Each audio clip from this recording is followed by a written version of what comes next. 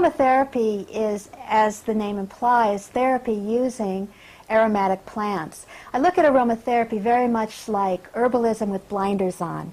So what it is you're using the plants that any herbalist would use. However, these specifically are the fragrant ones, the ones that come to mind instantly: rosemary, lavender. If they smell, if they have fragrance, then they have essential oils in.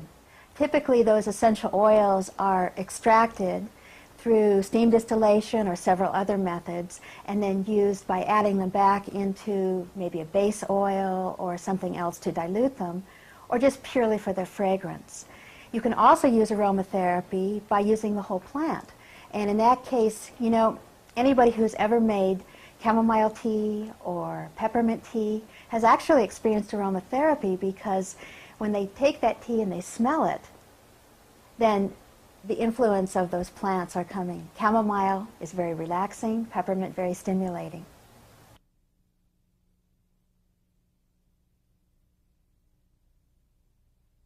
There's a very fine line between aromatherapy and herbalism. In fact, if you go back and look at the old books, and we're talking 15th, 16th century, you'll find that they just incorporate aromatherapy as this very natural part of herbalism. Be talking about making a tea out of some wonderful herb, and then the next second they'll be saying, now the fragrance of this herb, lemon balm, gladdens the heart. Many, many different references to the fragrance, what they're talking about generally for emotion. And today what's happening, aromatherapy is being brought back into herbalism where it justly belongs. And all herbalists to some degree do use aromatherapy. Some specialize in it more than others.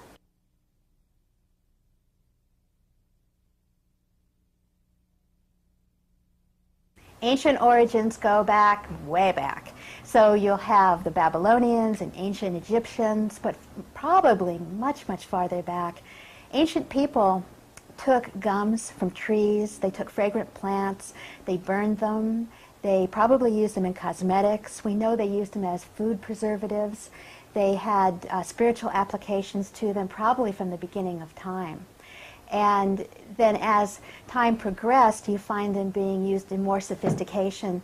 Myrrh, for instance, was one of the main reasons that many of the old travel routes, the old spice routes, were actually established, was to take it all around the ancient world. Cleopatra had her own aromatherapy.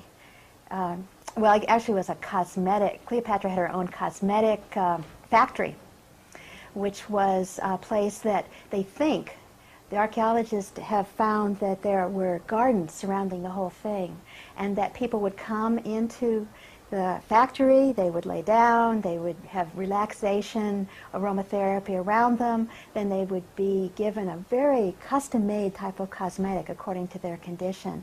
And the people that worked on them could actually go out and pick the cosmetics. There were places that they were ground right there, and then incorporated into mostly olive oil, a special kind of olive oil that they used, and then applied to the skin. And not just to the face, to the entire body. But what they found is there are treatment rooms, there are waiting rooms, and then there are also rooms where the manufacturing took place.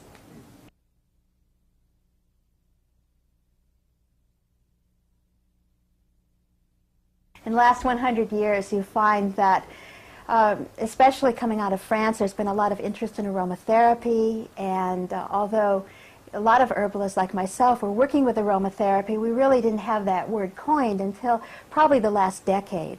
And now that's become a catchword that suddenly you find in cosmetics, everyone from Avon to Revlon, etc.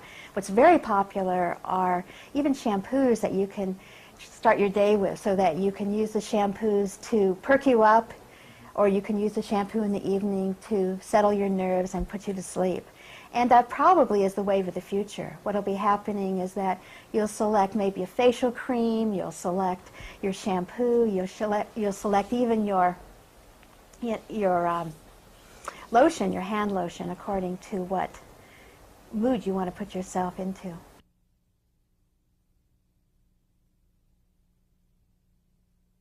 Well, massage is a very wonderful way to incorporate aromatherapy into one's life, because especially if you're using very relaxing fragrances, obviously the massage is going to further that feeling.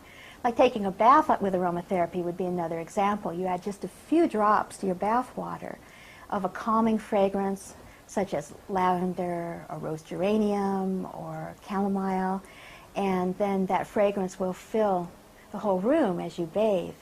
And then, of course, the bath will be very relaxing also.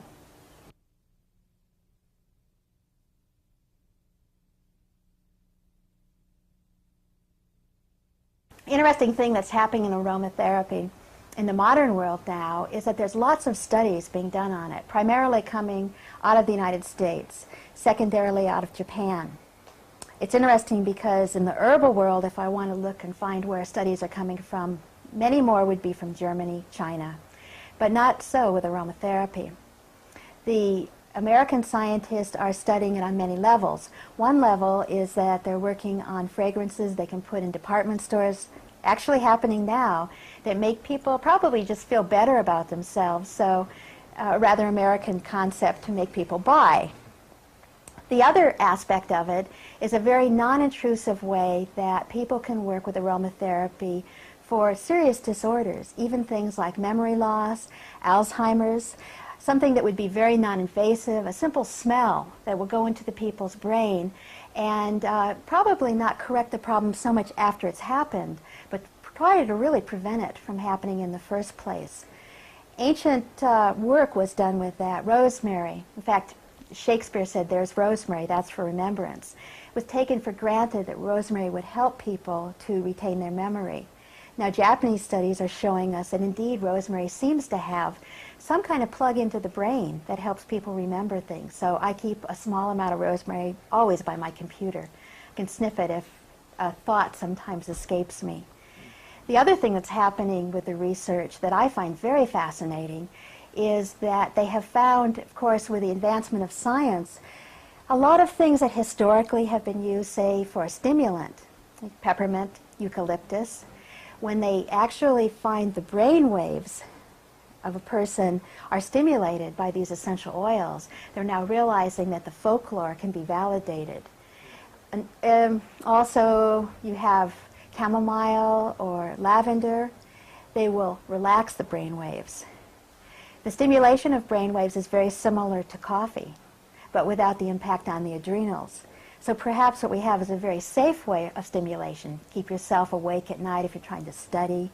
For that long drive, you don't have to stop and get coffee. You can just sniff these little peppermint smelling salts that you're taking with you.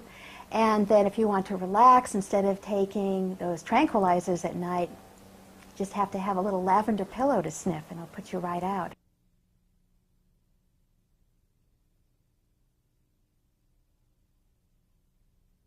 Well, as far as having fragrance really improve memory, we know from folklore that it's been used for hundreds and probably thousands of years. So I figure that's pretty valid right there. The research that's going on right now is realizing that when you inhale a fragrance, it goes to a part of the brain called the limbic system. One place the limbic system goes is to the memory section of the higher brain. When it reaches that section, we're not really sure what it's doing or why it's going there, but it's doing something. And that's the link that makes scientists now think that there may be a way that it can help memory problems, but that also might help people that are just trying to remember day-to-day facts.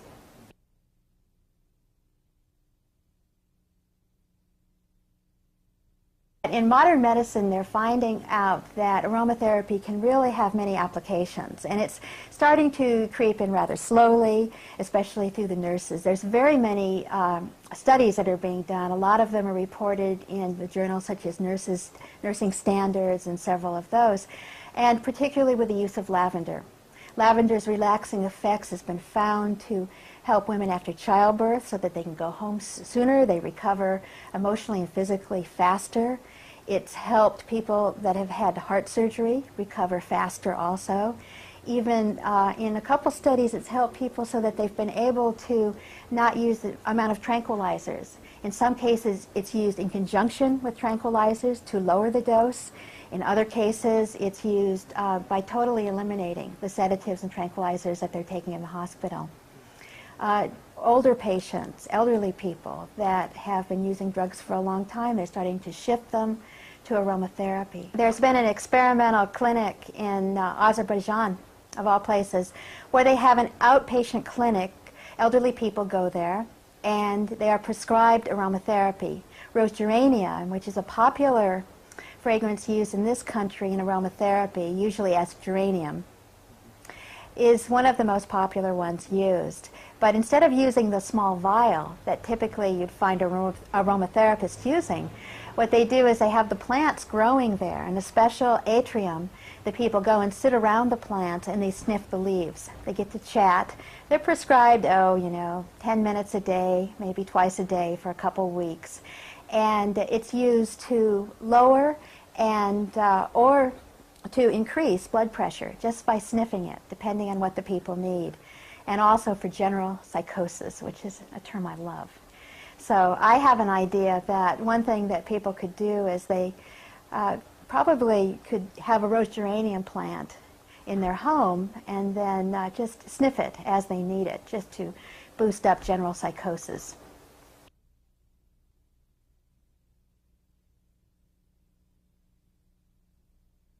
Many nurses will just take a drop and put it on their wrist, and then when they work with the patients, it's a very non-intrusive way to have the aroma around them. Sometimes they will take just a drop of the essential oil, put it on the edge of a blanket, put it on a sheet.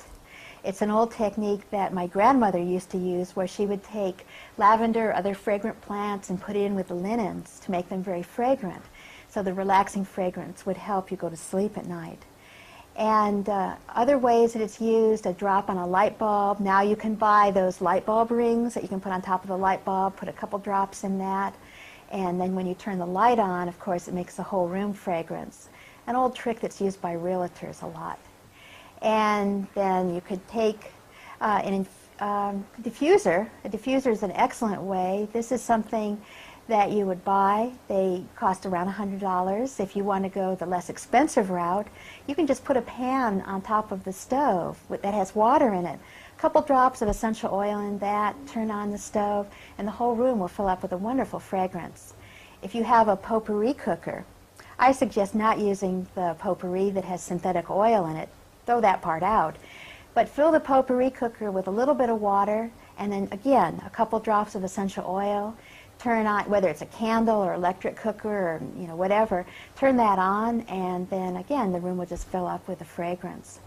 Another way is to incorporate them into cosmetics. So if you had a cream or a lotion or a salve, you could put a couple drops of essential oil, stir it with a toothpick, and then apply that. You can also buy a lot of products, of course, that already have the aromatherapy, the essential oil incorporated in them.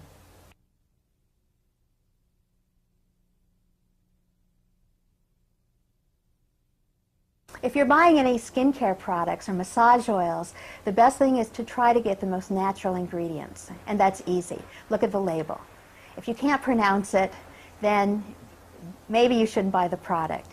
Also, you want to be very particular about buying pure essential oils. There are a lot of synthetics out there, and especially jasmine and rose, because they are the two essential oils, the two fragrances that people like the most. There is a tendency to use the synthetic, cheaper ones in most skincare products, lotions, creams, that type of thing. So the best way to figure out if you have a pure oil is to educate your nose. That may take a while, but once you know your way around it, you'll never go back, because the synthetics, they actually do smell synthetic. Also, if you look at the entire rack, if you find things like carnation and gardenia, violet, rain, oriental gardens, those are all very popular, but almost always synthetic, because they're very hard to make some of these essential oils naturally. You can assume at that point that probably the whole rack is synthetic.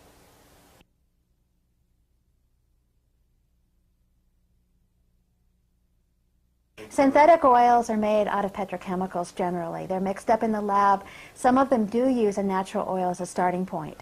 So say they would use geranium, which is rose geranium, as a starting point for rose, chemically alter it, and then turn it into synthetic oil. The problem with that is that essential oils have very, very small molecules. Now these molecules very easily go through the skin. The skin is very protective about most of the things that it will actually let through. But give it a little tiny molecule of an essential oil, and that will go right into the blood system.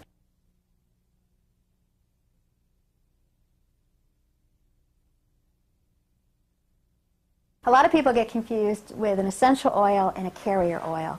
A carrier oil versus an essential oil has a very large molecule, while the essential oil has a very small molecule. Now, to many people that doesn't mean anything. But the gist of that is that the large molecule will not penetrate the skin. Instead, it will stay on the top of the skin, and it will be a wonderful massage oil. So what you're looking at would be an oil that we would call a vegetable oil, like olive oil or almond oil or apricot or grapeseed. Wonderful big molecules that roll over the top of each other and provide a tremendous massage that will lubricate the top of the skin and that will protect water from evaporating out of the skin. All very beneficial things. If you add the essential oil to the carrier oil, then you have a carrier that will roll over the top of the skin, carrying that little essential oil and carrying the fragrance and also dispersing the essential oil. You don't want to put the essential oil on straight, and that cannot be overemphasized, because one drop of an essential oil easily equals a couple very strong cups of tea. So you can imagine if you were to maybe put 5 drops on you and you were having 10 to 15 cups of tea, that you could overdose with the essential oil. So what you want to do is always dilute that essential oil in a carrier oil or in alcohol or in another substance, depending on the application that you're going to use it for. Carrier oils are usually for cosmetics or massage oils because you're going to have an oil base. And essential oils go into the carrier oil very, very easily because it's oil and oil together. Even though you've got the little molecule and the big molecule, they have a homogeneous relationship with each other.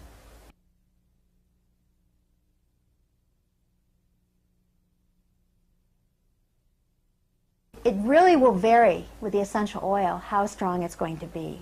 So the concentration from one to the other, you can't really, give a ballpark figure on that. Just keep in mind that a small vial that you buy in the store may represent anywhere from a wheelbarrow to the back of a pickup truck of the fresh plant material. So again, that's why it's so important to dilute it, because in herbalism, we don't generally work with that quantity of material. With aromatherapy, suddenly we're in danger of overdosing a person if too much is used. Or people can be very sensitive. They can get a headache from too much essential oil and that type of thing. If a massage practitioner were using very heavy doses to try to totally relax the person, you can imagine how they would feel as a practitioner after 5 people they had been done that afternoon, kind of wheeling around just from the intensity of the fragrance in the room. I teach at several massage schools, and at one of these sessions I had somebody say, that peppermint oil is really strong. And I agreed. And they said, no, it's really strong. And I agreed again. I wasn't quite sure what they were getting at. And then they said, well, I took the peppermint oil, I put it on my hands, and I ran my hands over somebody's back, and I could see where my handprints were, and actually burned their back. So my question was, what carrier oil did you put it in? What did you dilute it in? And they said, dilute it? And right there, I realized that they had taken straight peppermint oil and spread it on this poor person's back. So I just use that as an example of you need to be very, very careful with these oils. If used properly and carefully, they're wonderful therapeutic agents.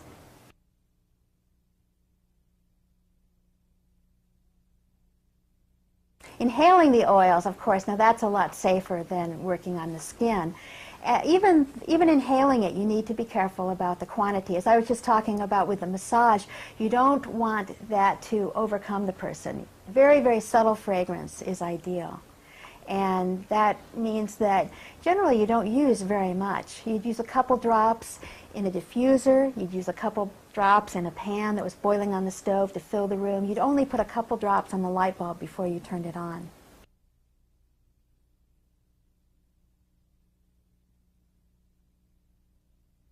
Internal use of aromatherapy is a controversial subject.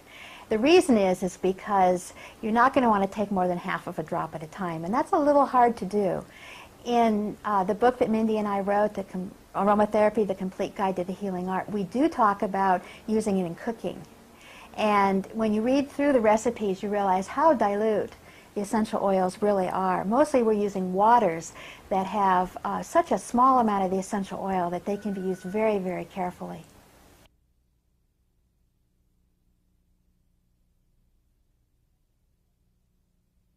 As far as government regulation, FDA, etc., aromatherapy oils are pretty much considered cosmetics, so they fall into that jurisdiction.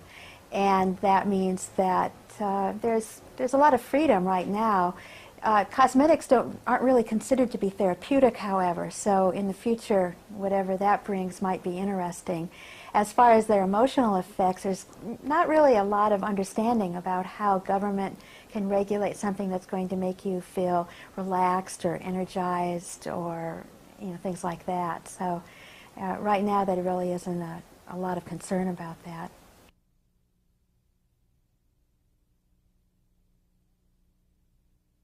The carrier oil is something that, because basically all it's doing is carrying the essential oil, will depend on the application, because some oils tend to be thicker. Olive oil is a very thick oil. If you ever put it in the refrigerator, it solidifies. Coconut oil does the same thing. Other oils, like almond oil and apricot, are thinner. And then if you get the very thin oils, even safflower is used sometimes. Canola oil can be used. And it depends on if you want to work on the area a long time, doing a massage, you would probably go to a thicker oil. If you wanted, say you're making a pregnant belly oil or something, and the person was going to do one application and then didn't want their skin to stay sticky for a long time, then a thinner oil would be more appropriate in that case. Sometimes blends are very nice because they give interesting textures when you're working on the skin. Apricot, almond, and grapeseed are some of the preferred ones for cosmetics because they have a nice consistency and they have very little fragrance, so they won't overpower the essential oil. On the other hand, if you have olive oil, you can imagine if it's a very strong smelling olive oil, you can barely smell the essential oil. So you probably would like to get a lighter grade, but sometimes if you're using it in a very therapeutic sense, you're making a salve or something like that with the essential oil, olive oil in itself, because of all the chlorophyll in it, which gives it the green color, very, very healing in itself. So, again, the application is important.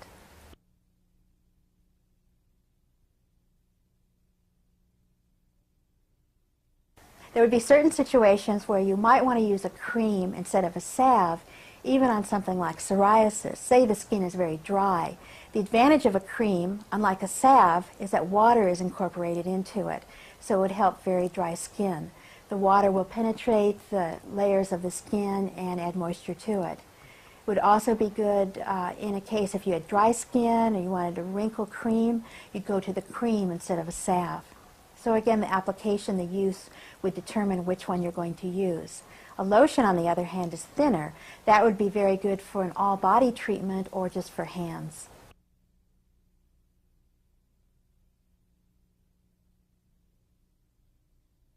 The difference between using the oils yourself, maybe you learned about them from a book or you took an hour class and now you want to delve into it, or you just listened to us talking and you thought, oh, I can do this, or going to a practitioner. Part of the reason, though, you might want to go to a practitioner is if you had a more serious problem. If you're trying to treat something very simple, you have dry skin, that would be fairly easy. You could look up in a book and say, oh, well, these essential oils would be very applicable to this problem, and I could make this cream, or I could go buy this cream. If you had a very serious problem that maybe would need a little bit more of diagnostic work, it would involve massage or something like that, then you might want to go to the practitioner and they could work with you and help you decide. I think one way you can decide is, if do you already know what essential oils you should use for whatever you're going to treat, and do you really understand what the problem is, versus are you a little confused? If you're a little confused, then the practitioner can help you out.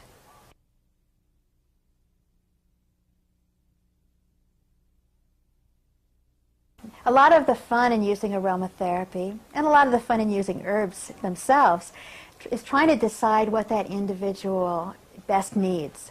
And that would be determined by the person themselves because, of course, we're all individuals.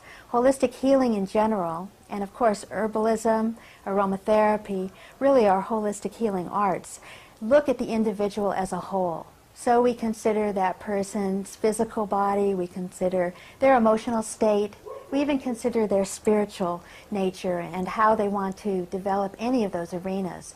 Putting that all together and finding a formula is one of the fun things that the practitioner will do and can help you out. Blending has two different arenas in aromatherapy. One would be that, of course, you want it to work. But of course, because aromatherapy is a fragrant art, it's very important that it smells good and that you want to use it. You can imagine if you had something that smelled horrendous, you're never going to be using it in an application. So I think it's very important to try to find something that appeals to the person. One example we could use would be antidepressants. It's a popular subject these days. And indeed, fragrance by itself, and science will back us up on this one, can be used to uplift a person's emotional state. There's several other essential oils that you might turn to for depression. Lemon balm, which is usually referred to as Melissa in aromatherapy, is one. Another one is orange blossom, usually called neroli oil, and even others. But the question is, which one would you use? One thing you can do is smell them. Pretty simple. And the one that you're attracted to, chances are, will be the one that you should use. And it's a really good thing that aromatherapy works like that, because if it was the other way around, we'd all be in trouble.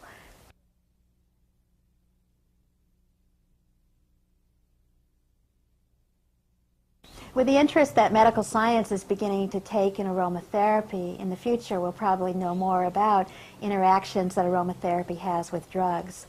And right now, because there are a lot of things we don't know, it's good to use them in very small amounts. But of course, that's how it's suggested to be used anyhow.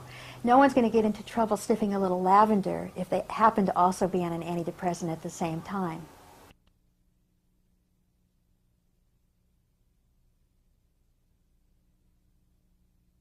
What we have here is a distiller that's modeled after the old-fashioned brass distillers. This distiller really is so small that it's kind of a toy, but it's really interesting to see how the process works. And you can get a good idea when you see this operate. The first thing that's important is to, of course, fill the distiller with the plant material. So we'll take off the top. At the bottom there's a heat source, which I'll turn on to get it started.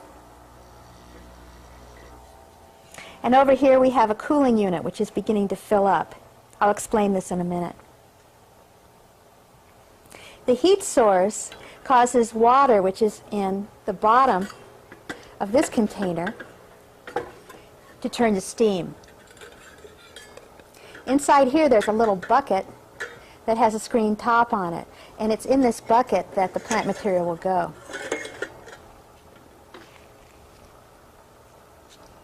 You've got to use fresh herb to make most essential oils, because once you dry them, they often lose about 40% of their essential oils. This is rosemary. I'm doing what herbalists call stripping, but it's only for the plant. So we take off the leaves and fill the container with rosemary. You'll notice that I'm only putting about a cup of rosemary in here, and as a result, we literally will only get about 4 drops of essential oil from all the plant material that eventually is going to go in here. We've got the heat that's almost ready to start creating steam, but before it does that, I'm going to put the top on. Now this will capture the steam.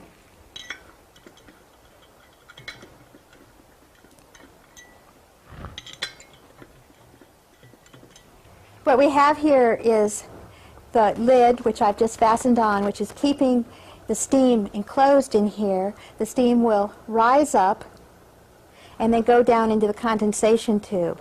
Now I've begun again to fill the condensation tube with cold water. This never really touches the hot steam, but surrounds it and then cools down the steam so quickly that it drops the essential oils, or in other words, the two separate from each other. So it will again turn to water and oil don't really like each other. If you've ever made salad dressing, you know how hard it is to mix the vinegar and the oil together. Same thing's happening in here.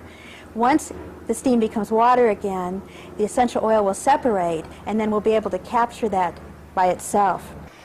What we have here is the steam turning into water, condensation occurring, and then the condensation tube is surrounded by the cold water bath. The cold water never really touches the steam, it just keeps it so that it turns rapidly into water. And then out the bottom is the water and the oil separated. Now if we had a very sophisticated distiller instead of the small one, what would be happening is that the water would be going into one compartment and the essential oil into the other. But because we have a small unit here, this one will have the water with the essential oil floating on top. Now this container, this beaker, will have to fill up almost a third of the way before we actually have essential oil that we can see floating on the top. That 1 cup of rosemary that we used at the beginning, it's only going to turn into about 4 drops of essential oil, just to give you some idea how concentrated essential oils are. Now the beaker hasn't filled with a third of the water, so the process really hasn't stopped, but it's soon enough to get an idea that the essential oil has been produced. I can't visually see the essential oil unless I hold it up to light, and then I'll see the droplets floating on the top, but I can certainly smell it at this point. Very wonderful aroma of rosemary, which should be good for me remembering everything in the next few hours. Essential oils tend to stay with you for hours after you smell the fragrance.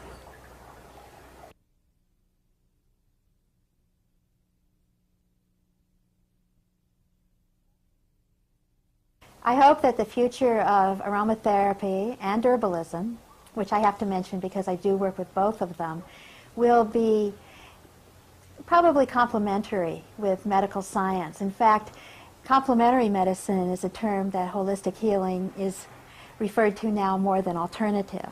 And the idea is that the patient will be looked at and diagnosed, and then they'll get the healing that's most appropriate to them from whatever arena that it comes from. And I think that more and more, because the few side effects that aromatherapy offers, and also the pleasure in just using it, that we'll see it used a lot. And hopefully it'll be perhaps the first front of therapy, and along with herbalism, and then nutritional supplements may be the second. And people will only rely on the very hard drugs when very, very important to them for their survival.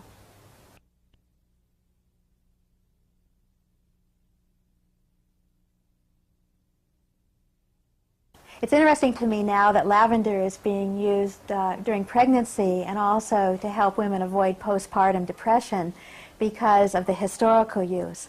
I've always been interested in looking back and seeing how through the ages these different aromas have been used.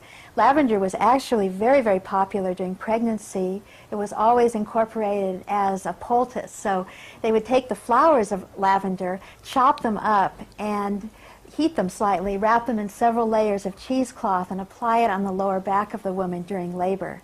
And nowadays, because it's a rather messy procedure to go through, a lot of times what they'll do in the hospital is friends will come in and use a lavender massage oil and put that on the lower back. What lavender does, it's very relaxing to the muscles. We know that. And we also know that the fragrance is relaxing to the mind. So the first thing that the child smells is not only mom and dad, but lavender. It used to be that the lavender was put into a pillow, and the pillow was used for bonding.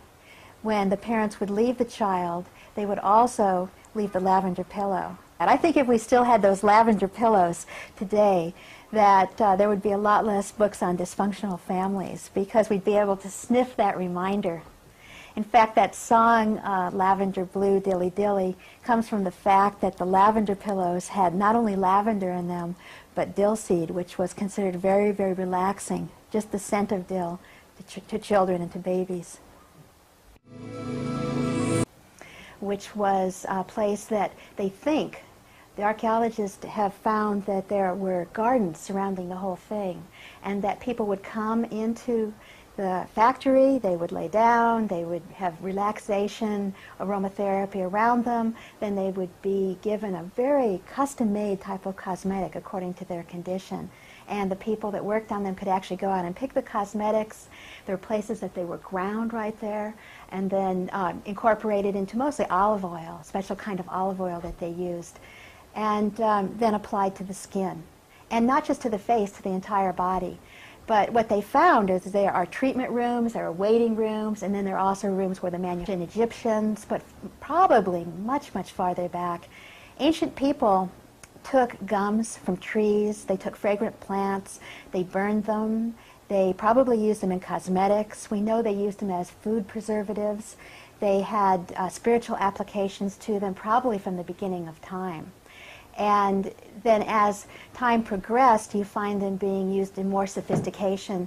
Myrrh, for instance, was one of the main reasons that many of the old travel routes, the old spice routes, were actually established, was to take it all around the ancient world. Cleopatra had her own aromatherapy. Well, it actually was a cosmetic. Cleopatra had her own cosmetic factory. And that they just incorporate aromatherapy as this very natural part of herbalism.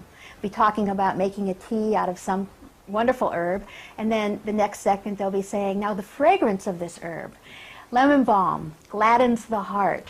Many, many different references to the fragrance, what they're talking about generally for emotion. And today what's happening, aromatherapy is being brought back into herbalism where it justly belongs. And all herbalists to some degree do use aromatherapy. Some specialize in it more than others.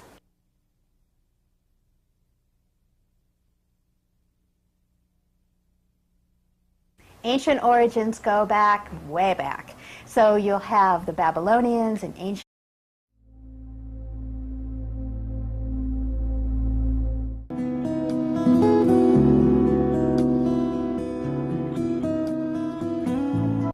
Aromatherapy is, as the name implies, therapy using aromatic plants. I look at aromatherapy very much like herbalism with blinders on. So what it is you're using the plants that any herbalist would use. However, these specifically are the fragrant ones, the ones that come to mind instantly: rosemary, lavender. If they smell, if they have fragrance, then they have essential oils in. Typically, those essential oils are extracted through steam distillation or several other methods, and then used by adding them back into maybe a base oil or something else to dilute them, or just purely for their fragrance. You can also use aromatherapy by using the whole plant. And in that case, you know, anybody who's ever made chamomile tea or peppermint tea has actually experienced aromatherapy, because when they take that tea and they smell it, then the influence of those plants are coming. Chamomile is very relaxing, peppermint very stimulating.